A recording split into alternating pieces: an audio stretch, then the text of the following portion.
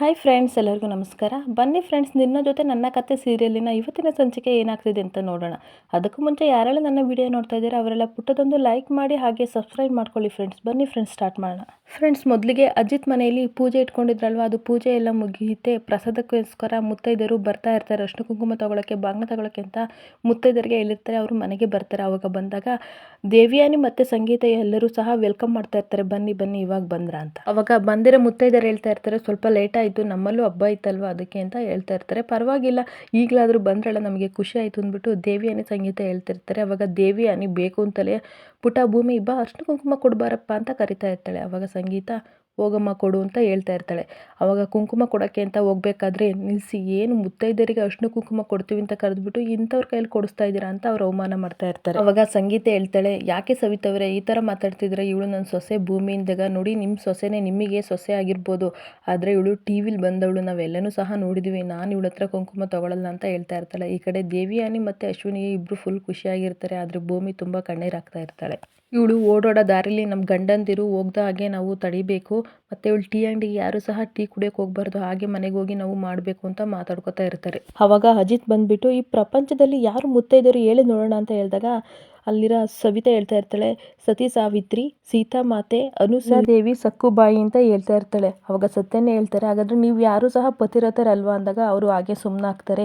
ನಿಮ್ಮ ಮೇಲೆ, ನಿಮಗೆ ಪತಿರತೆ ಮೇಲೆ ನಂಬಿಕೆ ಇಲ್ವಾ, ಹಾಗಾದ್ರೆ ನನ್ನ ಹೆಂಡತಿ ಬಗ್ಗೆ ಮಾತಾಡ್ತಾ ಇದ್ದೀರಾ ಅಂತ ಅಜಿತ ಬೈತಾ ಇರ್ತಾನೆ. ನೀವು 5 ಜನ ಮುತ್ತೈದರು ನಮ್ಮ ಮನೆಗೆ ಬಂದು ನೀವು ಅರ್ಶಿನ ಕುಂಕುಮ ತಗೊಂಡಿಲ್ಲ ಅಂದ್ರೆ ನಮ್ಮಲ್ಲಿ ಏನೂ ಆಗಲ್ಲ ಆಯ್ತಾ ಅಂದ್ಬಿಟ್ಟು ಅವ್ರ ಅಮ್ಮನ್ನ ಬಾಮ್ಮ ಬಾಮ್ಮ ಅಂತ ಕರಿತಾ ಇರ್ತಾನೆ. ಸಂಗೀತನ ಕರೆದ್ಬಿಟ್ಟು ಅಜಿತ್ ಕೂರಿಸ್ಬಿಟ್ಟು, ಅಮ್ಮ ಎಷ್ಟು ಅವಮಾನ ಮಾಡ್ತಿದ್ದಾರೆ ಎಲ್ಲರೂ, ಆದರೆ ನೀವು ಮಾತ್ರ ನಿಮ್ಮ ಸೊಸೆ ಬಗ್ಗೆ ಒಂದು ಮಾತನ್ನು ಸಹ ಇದುವರೆಗೂ ಆಡಿಲ್ಲ, ನೀವು ಕಣಮ್ಮ ನಿಜವಾದ ಪತಿರತೆ ಅಂತ. ಅಂದರೆ ನೋಡು ಭೂಮಿ, ಬೇಜಾರು ಮಾಡ್ಕೋಬೇಡ, 5 ಜನಕ್ಕೆ ನೀನು ಕೊಡಬೇಡ ಆಯ್ತಾ, ನಮ್ಮ ಅಮ್ಮನಿಗೆ ಮಾತ್ರ ನೀನು ಕೊಡು, ಇವ್ರೊಬ್ರಿಗೆ ಕೊಟ್ಟರೆ ಸಾಕು, ಬಾ ಅರ್ಶಿನ ಕುಂಕುಮ ಕೊಡು ಅಂತ ಕರಿತಾ ಇರ್ತಾನೆ. ಅವಾಗ ಭೂಮಿ ಸಂಗೀತನಿಗೆ ಅರ್ಶಿನ ಕುಂಕುಮ ಎಲ್ಲ ಕೊಟ್ಟು ಅಕ್ಷತೆ ಕಾಳು ಕೊಡ್ತಾಳೆ. ಆಗ ಆಶೀರ್ವಾದ ತಗೋತಾ ಇರ್ತಾಳೆ. ಅವಾಗ ತುಂಬ ಕಣ್ಣೀರಾಗ್ತಾ ಇರ್ತಾಳೆ. ಅವಾಗ ಸಂಗೀತ ಅವಳನ್ನ ತಪ್ಪಿಕೊಂಡು ಹಗ್ ಮಾಡಿಕೊಂಡು ಸಮಾಧಾನ ಮಾಡ್ತಾ ಇರ್ತಾಳೆ. ಇನ್ನೊಂದು ಕಡೆ ಭೂಮಿ ಮತ್ತು ಅಜಿತ ಇಬ್ಬರು ರೂಮಿಗೆ ಬೇಜಾರು ಮಾಡ್ಕೊಂಡು ಬರ್ತಾರೆ. ಭೂಮಿ ಬೇಜಾರು ಮಾಡಿಕೊಂಡು ಹಾಗೆ ಮಂಚದ ಮೇಲೆ ಕೂತಿರ್ತಾಳೆ. ಅಷ್ಟೊತ್ತಿಗೆ ದೇವಿಯಾನಿ ಬೇಕು ಅಂತಲೇ ಬರ್ತಾಳೆ. ಬಂದಾಗ ಅಜಿತು, ಏನತ್ತೆ ನೀವು ಇಷ್ಟು ದೂರ ಬಂದಿದ್ದೀರಾ, ಏನಾದರೂ ಮಾತಾಡಬೇಕಿತ್ತ ಅಂತ ಕೇಳ್ತಾ ಇರ್ತಾನೆ. ಹ್ಞೂ ಮಾತಾಡಬೇಕಿತ್ತು ಅಂದಾಗ, ಹೇಳಿ ಅತ್ತೆ ಅಂದಾಗ, ಅಲ್ಲ ನೀವಿಬ್ಬರು ಒಟ್ಟಿಗೆ ಕೆಲಸಕ್ಕೆ ಹೋಗ್ತಾ ಇದ್ದೀರಾ ಅಂತ ಕೇಳ್ತಾಳೆ. ಹ್ಞೂ ಅಂದಾಗ, ಭೂಮಿನ ಕರ್ಕೊಂಡು ಹೋಗ್ಬೇಡ, ಸ್ವಲ್ಪ ದಿನ ಇಲ್ಲೇ ಬಿಟ್ಟಿರು, ಯಾಕೆಂದರೆ ನಮ್ಮ ಮನೆಯವರೇ ಅವಳನ್ನ ಅರ್ಥ ಮಾಡ್ಕೋತಿಲ್ಲ ಅಂದಮೇಲೆ ಹೊರಗಡೆ ಅವರು ಸುಮ್ಮನೆ ಇರ್ತಾರೆ, ಅವರು ಏನೇನಾದ್ರು ಚುಚ್ಚಿ ಮಾತಾಡ್ತಾರೆ.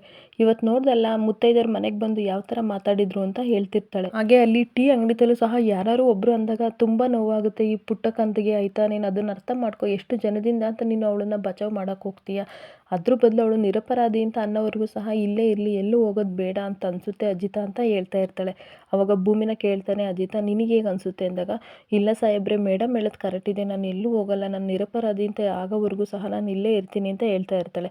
ಅವಾಗ ಅತ್ತೆ, ಅವಳ ಮನಸ್ಸಿಗೆ ಏನು ನೋವಾಗದ ರೀತಿ ನೀವು ನೋಡ್ಕೋಬೇಕು ಅಂದಾಗ, ಅಯ್ಯೋ ಪುಟ್ಟ, ನೀನು ನನ್ನನ್ನು ಅದಕ್ಕೆ ಹೇಳ್ತಾ ಇದೀಯಾ, ಇವಳು ನನ್ನ ಮಗಳು ಥರ ಆಯಿತಾ, ನೀನು ನಿಶ್ಚಿಂತೆಯಿಂದ ಡ್ಯೂಟಿಗೆ ಹೋಗ್ಬಾ, ನೀನೇನು ಯೋಚನೆ ಮಾಡಬೇಡ, ನಾನು ನೋಡ್ಕೋತೀನಿ ಅಂತ ಹೇಳ್ತಾ ಇರ್ತಾಳೆ. ಮತ್ತು ಹಾಗೆ ಅಜಿತ, ನಿನಗೇನಾದ್ರು ಪ್ರಾಬ್ಲಮ್ ಆದರೆ ಅತ್ತೆ ಹತ್ರ ಹೇಳ್ಕೊ, ಅವ್ರು ನಿನಗೆ ಧೈರ್ಯ ತುಂಬ್ತಾರೆ ಅಂತ ಹೇಳ್ಬಿಟ್ಟು ಹೊರಡ್ತೀನಿ ನಾನು ಡ್ಯೂಟಿಗೆ ಅಂತ ಹೇಳ್ತಾ ಇರ್ತಾನೆ. ಆವಾಗ ಭೂಮಿ ಹೇಳ್ತಾ ಇರ್ತಾಳೆ ದೇವಿಯಾನಿಗೆ, ಮೇಡಮ್ ನೀವು ನನಗೆ ಯಾವಾಗಲೂ ಸಹ ತಾಯಿ ಸ್ಥಾನ ತುಂಬಿದ್ದೀರಾ, ಯಾವಾಗಲೂ ಸಹ ಸಪೋರ್ಟ್ ಮಾಡ್ತಾ ಇರ್ತೀರಾ, ನಿಮ್ಮ ಋಣನ ನಾನು ಹೇಗೆ ತೀರಿಸ್ಲಿ ಅಂತ ಹೇಳ್ಬೇಕಾದ್ರೆ, ತಾಯಿ ಸ್ಥಾನ ಅಂತ ಯಾಕಂತೀಯಮ್ಮ, ಅಮ್ಮ ಅಂತ ಅನ್ಕೋ ಬಾಯಲ್ಲಿ ಅಂದ್ಬಿಟ್ಟು ಹಗ್ ಮಾಡಿಕೊಂಡು ಹಾಗೆ ಸಮಾಧಾನ ಮಾಡೋ ರೀತಿ ನಾಟಕ ಮಾಡ್ತಾ ಇರ್ತಾಳೆ. ನೀನು ಇರೋದೇ ನಾನು ನಿನ್ನನ್ನು ಮುಗ್ಸೋಕ್ಕೆ, ನೀನು ನನ್ನನ್ನು ನಂಬಿರೋದೇ ನನಗೆ ಒಂದು ದೊಡ್ಡ ಅಡ್ವಾಂಟೇಜ್ ಕಣೆ ಅಂತ ಮನಸ್ಸಲ್ಲಿ ಹೇಳ್ಕೊತಾ ಇರ್ತಾಳೆ. ಆ ಕಡೆ ಸತ್ಯಣ್ಣ ಬರ್ತಾರೆ. ಸತ್ಯಣ್ಣ ಬಂದ್ಬಿಟ್ಟು ಅಜಿತ್ನ ಹೇಳ್ಕೊಂಡು ಹೋಗ್ತಾನೆ. ಯಾಕೆ ಸತ್ಯಣ್ಣ ಈ ಥರ ಹೇಳ್ಕೊಂಡು ಬರ್ತಾ ಇದ್ದೀರಿ ಏನು ಅಂದಾಗ, ನಾನೊಂದು ಗಿಫ್ಟ್ ತಂದಿದ್ದೀನಿ, ನೀನು ಅದನ್ನು ಭೂಮಿಗೆ ಕೊಟ್ಬಿಡು ಅಂದಾಗ, ಏನು ಸತ್ಯಣ್ಣ ಈ ಟೈಮಲ್ಲಿ ಗಿಫ್ಟ್ ಅಂತೀರ, ಅದು ಆಡಂಬರ ಆಗುತ್ತೆ, ನಾನು ಕೊಡಲ್ಲ, ಅವಳು ಇನ್ನೂ ಬೇಜಾರಾಗ್ತಾಳೆ ಅಂತ ಹೇಳ್ತಾ ಇರ್ತಾನೆ. ಅಯ್ಯೋ ಮಂಗ, ಮನೆಯವರೆಲ್ಲರೂ ಸಹ ಅವಳನ್ನ ತಪ್ಪಾಗೆ ತಿಳ್ಕೊಂಡಿದ್ದಾರಲ್ವ, ಅಟ್ಲೀಸ್ಟ್ ನೀನಾದರೂ ಅವಳ ಜೊತೆ ಇದೆಯಾ ಅಂತ ಎಲ್ಲರಿಗೂ ಗೊತ್ತಾಗಲಿ, ನೀನು ಈ ಗಿಫ್ಟ್ ಕೊಡು ಅಂತ ಕೊಡ್ತಾ ಇರ್ತಾನೆ. ಏನು ತಂದಿದ್ದೀರಾ ಹೇಳಿ ಅಂದಾಗ, ನಾನು ತರೋದಷ್ಟೇ, ನೀನು ಅದನ್ನು ಓಪನ್ ಮಾಡು ಅಂತ ಅವನ ಕೈಲಿ ಕೊಡ್ತಾನೆ. ಇದೇನು ಸತ್ಯಣ್ಣ ಓಪನ್ ಮಾಡಿ ನೋಡಿದಾಗ, ಇದೇನು ಸತ್ಯಣ್ಣ ಕಾಲ್ಗೆಜ್ಜೆ ಇದೆ ಅಂತ ಅಜಿತ್ ಹೇಳ್ತಾ ಇರ್ತಾನೆ. ಹೂನಪ್ಪ, ನಾನು ಕಾಲ್ಗೆಜ್ಜೆನೇ ಗಿಫ್ಟಾಗಿ ಕೊಡ್ತಾ ಇರೋದು ಅಂದಾಗ, ಯಾಕೆ ಕೊಡ್ತಾ ಇದೀಯಾ, ಅವಳಿಗೆ ಇಷ್ಟನ ಅಂದಾಗ, ಇಷ್ಟ ಆಗೇ ಆಗುತ್ತೆ, ನೀನು ಅದನ್ನು ಕೊಡು ಆಯಿತಾ, ಯಾಕೆ ಗೊತ್ತಾ, ನೀನು ಡ್ಯೂಟಿಗೆ ಹೋಗಿರ್ತೀಯ, ಅವಳು ಹೊಸ್ಲು ದಾಟಿ ಹೊರಗೆ ಎಲ್ಲೂ ಹೋಗಬಾರ್ದು, ಅದೊಂಥರ ರಕ್ಷಾ ಕವಚ ಇದ್ದಾಗೆ, ನೀನು ಬರೋವರೆಗೂ ಸಹ ಅದು ರಕ್ಷಣೆ ಆಗಿರುತ್ತೆ, ಅದಕ್ಕೋಸ್ಕರ ಕೊಡ್ತಾ ಇದ್ದೀನಿ ಅಂತ ಹೇಳ್ತಾನೆ. ಹೆಂಡತಿ ಇಲ್ಲ, ಸಂಸಾರ ಇಲ್ಲ, ಏನಿಲ್ಲ, ನಿಮಗೆ ಇದೆಲ್ಲ ಹೇಗೆ ಗೊತ್ತಾಗುತ್ತೆ ಸತ್ಯಣ್ಣ ಅಂದಾಗ, ತಂಗಿ ಇದ್ದಾಳಲ್ಲಪ್ಪ, ಅವಳ ಜವಾಬ್ದಾರಿ ನಂದಲ್ವಾ ಅಂತ ಹೇಳ್ತಾ ಇರ್ತಾನೆ. ಅವಾಗ ಅಜಿತ್ ಸಹ ಹಾಗೆ ಒಂದು ತಕ್ಷಣ ಮೌನ ಆಗಿಬಿಡ್ತಾನೆ. ನೋಡು ಅಜಿತ, ಈ ಜಾಗದಲ್ಲಿ ಸಾಹಿತ್ಯ ಇದ್ರೂ ಸಹ ನಾನು ಹೀಗೆ ಮಾಡ್ತಿದ್ದೆ, ನಿಮ್ಮಿಬ್ಬರಿಗೆ ಹೀಗೆ ಹೆಲ್ಪ್ ಮಾಡ್ತಾ ಇದ್ದೆ ಆಯಿತಾ.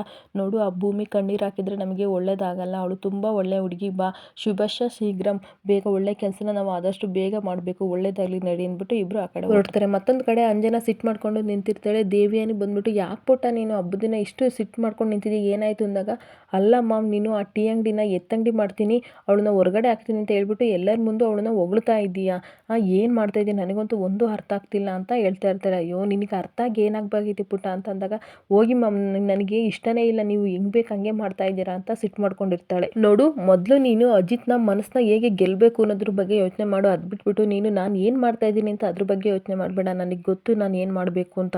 ಅದರಲ್ಲೂ ಇವತ್ತು ಮುತ್ತೈದರು ಮನೆಗೆ ಬಂದಿದ್ರಲ್ಲ, ಅವ್ರನ್ನ ನಾನೇ ಕರೆಸಿದ್ದು ಅಂದಾಗ, ವಾಟ್ ಮಾಮ್, ಏನು ಹೇಳ್ತಿದ್ದೀಯ ಅಂದಾಗ, ಹೌದು ಇದೆಲ್ಲ ನನ್ನ ಆಟ, ನಾನೇ ಕರೆಸಿರೋದು, ಹೇಳೋಕ್ಕಾಗಲ್ಲ, ಇವತ್ತಲೇ ಭೂಮಿ ಮನೆ ಬಿಟ್ಟು ಹೋದ್ರೂ ಹೋಗ್ಬೋದು, ನಿನ್ನಾಟ ನೀನಾಡು, ನನ್ನಾಟ ನಾನು ಆಡ್ತಾ ಇರ್ತೀನಿ ಅಂತ ಹೇಳ್ತಿರ್ತಾಳೆ.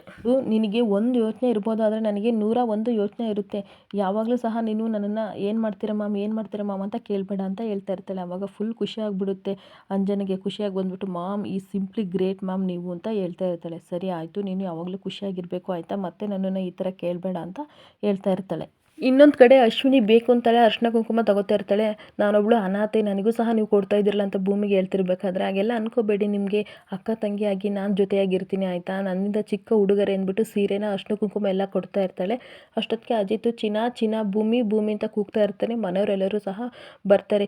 ಏನು ಚಿನ್ನ, ಹಬ್ಬಕ್ಕೆ ಒಡವೆ ಬೇಕು, ಬಟ್ಟೆ ಬೇಕು, ಅದು ಬೇಕು ಇದು ಬೇಕು ಅಂತ ಎಲ್ಲ ಎಂಟಿದ್ರು ಕೇಳ್ತಾರೆ, ಆದರೆ ನೀನು ಏನೂ ಕೇಳಲ್ವಲ್ಲ ಭೂಮಿ ಅಂತ ಹೇಳ್ತಾ ಇರ್ತಾನೆ. ನಾನು ಕೇಳೋಕ್ಕೂ ಮುಂಚೆ ಎಲ್ಲನೂ ನೀವೇ ಕೊಟ್ಟಿದ್ದೀರಲ್ಲ, ಇನ್ನೇನು ಬೇಕು ಅಂದಾಗ, ಹಬ್ಬ ಎಲ್ಲ ಎಂಟಿದ್ರು ಸಹ ನಿನ್ನಂಗೆ ಆಗಿಬಿಟ್ರೆ ನಮ್ಮ ಗಂಡಸ್ರ ಕತೆ ಅಷ್ಟೇ. ನೋಡು, ನಂಗೆ ಅದೆಲ್ಲ ಗೊತ್ತಿಲ್ಲ, ನಾನು ಡ್ಯೂಟಿಗೆ ಹೋದಾಗ ತಗೊಬರ್ಬೇಕು ಏನಾದರೂ ಗಿಫ್ಟು, ಇಲ್ಲಾಂದರೆ ನೀವು ಡ್ಯೂಟಿಗೆ ಹೋಗಂಗಿಲ್ಲ ಅಂತ ಆ ಥರ ನೀನು ಹಠ ಮಾಡಬೇಕು, ಇಲ್ಲಾಂದರೆ ನನಗೆ ಬೇಜಾರಾಗುತ್ತೆ ಅಂತ ಹೇಳ್ತಿರ್ತಾನೆ. ನೋಡು, ಇಷ್ಟವರೆಗೂ ನೀನು ಏನಾದರೂ ಕೇಳ್ತೀಯ ಅಂತ ಕಾಯ್ತಾ ಇದ್ದೆ, ಆದರೆ ನೀನೇನು ಕೇಳಲ್ಲ, ಅದಕ್ಕೆ ನಾನೇ ಏನೋ ಒಂದು ಗಿಫ್ಟ್ ತಂದಿದ್ದೀನಿ ಅಂತ ಹೇಳ್ತಾ ಇರ್ತಾನೆ. ಭೂಮಿ ಹಾಗೆ ನೋಡ್ತಾ ಇರ್ತಾಳೆ. ಅವಾಗ ಮಂಡಿ ಊರಿ ಕೆಳಗಡೆ ಕೂತ್ಕೋತಾನೆ. ನೀನು ಕಾಲು ಕೊಡು ಅಂತ ಕೇಳ್ತಾನೆ. ಅವಾಗ ಅವಳು ಕಾಲನ್ನ ತೊಡೆ ಮೇಲೆ ಇಟ್ಕೊಂಡು ಕಾಲ್ಗೆಜ್ಜೆ ಹಾಕ್ತಾನೆ. ಭೂಮಿಗೆ ಫುಲ್ ಖುಷಿ ಆಗುತ್ತೆ, ಎರಡು ಕಡೆಗೂ ಸಹ ಕಾಲ್ಗೆಜ್ಜೆ ಹಾಕ್ತಾನೆ. ಅವಾಗ ಸಂಗೀತಗೂ ಸಹ ಖುಷಿ ಆಗ್ತಿರುತ್ತೆ, ಆದರೆ ರಮಣ ಮಾತ್ರ ಸಿಟ್ಟಾಗಿ ನಿಂತಿರ್ತಾನೆ. ಮನೆಯವರೆಲ್ಲರೂ ಸಹ ಹಾಗೆ ಆಶ್ಚರ್ಯದಿಂದ ನೋಡ್ತಾ ಇರ್ತಾರೆ. ಅವಾಗ ಕಾಲ್ಗೆಜ್ಜೆ ಹಾಕಾದ್ಮೇಲೆ, ನೋಡು, ನಾನು ಈ ಕಾಲ್ಗೆಜ್ಜೆ ಹಾಕಿದ್ದು ನಿನ್ನ ಚಂದಕ್ಕಲ್ಲ, ನೀನು ಇಡೋ ಪ್ರತಿ ಹೆಜ್ಜೆಯಲ್ಲೂ ಸಹ ನಾನು ಇರ್ತೀನಿ, ಅದಕ್ಕೋಸ್ಕರ ನಿನಗೆ ಕಾಲ್ಗೆಜ್ಜೆ ಹಾಕಿರೋದು ಅಂತ ಹೇಳ್ತಾ ಇರ್ತಾನೆ. ನೋಡು, ನೀನು ಯಾವತ್ತೂ ಸಹ ಒಂಟಿ ಅಂತ ಅನ್ಕೋಬೇಡ, ಯಾವಾಗಲೂ ನಿನ್ನ ಜೊತೆ ನಾನು ಸದಾ ಇರ್ತೀನಿ ಆಯಿತಾ. ನೀನು ಯಾಕೆ ಕಣ್ಣೀರು ಹಾಕ್ತಿದೀಯಾ, ನೀನು ಸಂತೋಷವಾಗಿರಲಿ ಅಂತ ನಾನು ಕಾಲ್ಗೆಜ್ಜೆ ಹಾಕಿದ್ದು. ನೋಡು, ನಾನು ಇವಾಗ ಡ್ಯೂಟಿಗೆ ಹೋಗಿ ಬರ್ತೀನಿ, ಅಲ್ಲಿವರೆಗೂ ನೀನು ಹುಷಾರಾಗಿರು ಅಂತ ಹೇಳ್ತಿರ್ತಾನೆ. ನೋಡು, ಯಾರ್ಯಾರೋ ಏನೇನೋ ಅಂತಾರೆ ಅಂತ ನೀನು ಅದಕ್ಕೆಲ್ಲ ತಲೆ ಕೆಡಿಸ್ಕೋಬೇಡ ಆಯಿತಾ. ನಾನು ತೊಗೊಂಡಿರೋ ಟೈಮ್ ಮುಗಿಯೋದೊಳಗೆ ನೀನು ಸೀತೆ ಅಷ್ಟೇ ಪವಿತ್ರಳು ಅಂತ ನಾನು ನಿನ್ನನ್ನು ಪ್ರೂಫ್ ಮಾಡ್ತೀನಿ, ಅವಾಗ ನೀನು ತಲೆ ಎತ್ತಿ ತಿರುಗೋ ಹಾಗೆ ನಾನು ಮಾಡೇ ಮಾಡ್ತೀನಿ, ಅಲ್ಲಿವರೆಗೂ ನೀನು ತಲೆ ಕೆಡಿಸ್ಕೋಬೇಡ ಅಂತ ಹೇಳ್ತಿರ್ತಾನೆ. ಅವಾಗ ಅಜ್ಜಿ ಹೇಳ್ತಾರೆ, ಇವತ್ತು ನಾನು ಮನಸ್ವಿನಿ ಹೆಸರಲ್ಲಿ ದೇವಸ್ಥಾನದಲ್ಲಿ ಪೂಜೆ ಇಟ್ಕೊಂಡಿದ್ದೆ, ನೀನು ನೋಡಿದರೆ ಸ್ಟೇಷನ್ಗೆ ಹೊರಟಿದ್ಯಾ ಅಂದಾಗ, ಸಂಜೆ ಡೈರೆಕ್ಟ್ ನಾನು ಅಲ್ಲಿಗೆ ಬರ್ತೀನಿ ಅಂತ ಅಜಿತ್ ಹೇಳಿ ಹೊರಡ್ತಾನೆ. ಈ ಕಡೆ ಸಂಗೀತಗೂ ಸಹ ತುಂಬ ಖುಷಿ ಆಗ್ತಾ ಇರುತ್ತೆ, ಕಾಲ್ಗೆಜ್ಜೆ ಕೊಟ್ಟನಲ್ಲ ನನ್ನ ಮಗ ಅಂತ. ಇನ್ನೊಂದು ಕಡೆ ಅಜಿತ ಮತ್ತು ಸತ್ಯಣ್ಣ ಇಬ್ಬರು ಸಹ ಡ್ಯೂಟಿಗೆ ಬರ್ತಾರೆ. ಬಂದಾಗ ಅಲ್ಲಿರೋರೆಲ್ಲರೂ ಸಹ ರಂಗೋಲಿ ಹಾಕಿ ಹಬ್ಬಕ್ಕೆ ಅಂತ ಎಲ್ಲ ರೆಡಿ ಮಾಡಿರ್ತಾರೆ. ವೆಲ್ಕಮ್ ಸರ್, ಯುಗಾದಿ ಹಬ್ಬದ ಶುಭಾಶಯಗಳು ಅಂತ ಎಲ್ಲರೂ ವಿಶ್ ಮಾಡ್ತಾ ಇರ್ತಾರೆ, ನಿಮಗೂ ಸಹ ಅಂತ ಹೇಳ್ಬಿಟ್ಟು ಸ್ಟೇಷನ್ ಒಳಗಡೆ ಅಜಿತ್ ಮತ್ತು ಸತ್ಯಣ್ಣ ಬರ್ತಾರೆ. ಅವಾಗ ಸತ್ಯಣ್ಣ ಕೇಳ್ತಾನೆ, ಈ ಲಾಡ್ಜ್ ವಿಷಯ ಏನಾಯಿತು ಅಂತ ಅಂದಾಗ, ಸತ್ಯಣ್ಣ, ನನಗೆ ಯಾಕೋ ಇದು well play and well creative ಅಂತ ಅನಿಸುತ್ತಿದೆ ಅಂತ ಹೇಳ್ತಾ ಇರ್ತೀನಿ. ಏನು ಕ್ರಿಯೇಟಿವ್, ಏನು ಯಾರಾದರೂ ಮಾಡಿದಾರಾ ಅಂತ ಕೇಳಿದಾಗ, ಹ್ಞೂ ಅಣ್ಣ ಮಾಡಿದ್ದಾರೆ, ಏಕೆಂದರೆ ಭೂಮಿ ಅಪ್ಪನ ಸಾಯಿಸ್ತಾರಾಗಿರ್ಬೋದು, ಅಥವಾ ಅವಳ ಮೇಲೆ ಒಂದು 2 ಸಲ ಅಟ್ಯಾಕ್ ಮಾಡಿದ್ರು, ಅವರೇ ಯಾಕೆ ಮಾಡಿರ್ಬೋದು ಅಂತ ನನಗೆ ಅನ್ನಿಸ್ತಿದೆ ಅಂದಾಗ, ಅದನ್ನೆಲ್ಲ ಮಾಡಿದ್ದು ಭದ್ರ ಅಲ್ವೇನೋ, ಅವನು ಜೈಲಲ್ಲಿದ್ದಾನೆ ಅಂತ ಸತ್ಯಣ್ಣ ಹೇಳಿದಾಗ, ನೋಡಿ ಸತ್ಯಣ್ಣ, ಜೈಲಲ್ಲಿದ್ದರೂ ಸಹ ಜೈಲ್ ಒಳಗಡೆ ಇಟ್ಕೊಂಡು ಇದನ್ನೆಲ್ಲ ಮಾಡಿರ್ತಾರೆ, ನನಗೆ ಅನುಮಾನ ಅಂತ ಹೇಳ್ತಿರ್ತಾನೆ. ನನಗೆ ಯಾಕೋ ಆ ಭದ್ರ ಮೇಲೆ ಡೌಟು ಸತ್ಯಣ್ಣ, ಅವನೇನಾರ ಡಬಲ್ ಗೇಮ್ ಆಡ್ತಿದ್ದೀನ ಅಂತ ಅನ್ಕೋತಾನೆ. ಆಮೇಲೆ ಸದಾನಂದ್ ಬನ್ನಿ ಅಂತ ಕರೆದ್ಬಿಟ್ಟು, ನೀವು ಭೂಮಿಗೆ ಒಂದು ನಂಬರ್ ಬಂದಿತ್ತಲ್ಲ, ಅದಕ್ಕೆ ಕಾಲ್ ಮಾಡಿದ್ರಲ್ಲ, ಯಾರು ಮಾತಾಡಿದ್ದು ಅಂದಾಗ, ಮಲ್ಲಿಗೆ ಓನರು ಅಂತ ಮಾತಾಡಿದ್ರು ಸರ್ ಅಂತ ಹೇಳ್ತಾ ಇರ್ತಾನೆ. ನೋಡಿದ್ರೆ ಸತ್ಯಣ್ಣ, ಓನರು ದೇಶನೇ ಬಿಟ್ಟು ಹೋಗಿದ್ದಾರೆ, ಅವರಲ್ಲೇ ಒಂದು ಫೇಕ್ ಸಿಮ್ ತೊಗೊಂಡು ಮಾತಾಡಿದ್ದಾರೆ ಅಂತ ಹೇಳ್ತಿರ್ತಾನೆ. ಆಮೇಲೆ ಸದಾನಂದ್ಗೆ ಹೇಳ್ತಾನೆ, ಆ ಕಾಲ್ ಮಾಡಿದ್ರಲ್ಲ, ಅವ್ರದ್ದು 1 ವರ್ಷದ ಬ್ಯಾಕ್ ಟ್ರಾನ್ಸ್ಫರ್ ಕಾಲ್ಗಳನ್ನೆಲ್ಲ ನೀನು ಲೀಸ್ಟ್ ಮಾಡಿ ತಂದುಕೊಡ್ಬೇಕು ಅಂತ ಹೇಳ್ತಾನೆ. ಸರಿ ಆಯಿತು ಸರ್ ಅಂತ ಹೋಗ್ತಾನೆ. ಈ ಕಡೆ ಸತ್ಯಣ್ಣ ಎದ್ಬಿಟ್ಟು, ನೋಡು, ನಮಗೆ ಟೈಮು ತುಂಬ ಕಡಿಮೆ ಇದೆ, ಒಂದು ಕೆಲಸ ಮಾಡು, ನೀನೇ ಭೂಮಿ ಹತ್ರ ಹೋಗಿ ಆ ಲಾಡ್ಜ್ಗೆ ಹೋದಾಗ ಏನಾಯಿತು ಅಂತ ತುಂಬ ಸಮಾಧಾನ ಮಾಡಿಕೊಂಡು ಕೇಳು, ನನಗೆ ಕೆಲಸ ಇದೆ, ನಾನು ಬರ್ತೀನಿ ಆಯಿತಾ ಅಂತ ಈ ಕಡೆ ಹೋಗ್ತಾನೆ.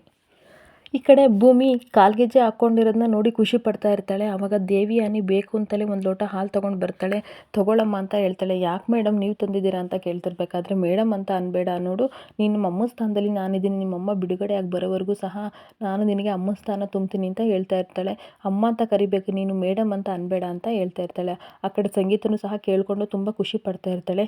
ಇನ್ಮೇಲಿಂದ ನೀನು ನನ್ನ ಅಮ್ಮ ಅಂತ ಅನ್ಬೇಕು ಅಂದಾಗ ಸರಿ ಮೇಡಮ್ ಅಂತ ಮತ್ತೆ ಅಂತಾಳೆ. ಅಮ್ಮ ನಮ್ಮ ಅಂದಾಗ ಅಮ್ಮ ಅಂತ ಹೇಳ್ತಾ ಇರ್ತಾಳೆ. ಅವಾಗ ಹಗ್ ಮಾಡಿಕೊಂಡು ಕಣ್ಣೀರು ಹಾಕ್ಕೊಂಡು ಹಾಗೆ ಸಮಾಧಾನ ಮಾಡ್ತಾ ಇರ್ತಾಳೆ. ಇಲ್ಲಿಗೆ ಈ ವಿಡಿಯೋ ಮುಕ್ತಾಯವಾಗುತ್ತದೆ. ಈ ವಿಡಿಯೋ ಇಷ್ಟ ಆದರೆ ಪುಟ್ಟದೊಂದು ಲೈಕ್ ಮಾಡಿ ಫ್ರೆಂಡ್ಸ್. Thank you.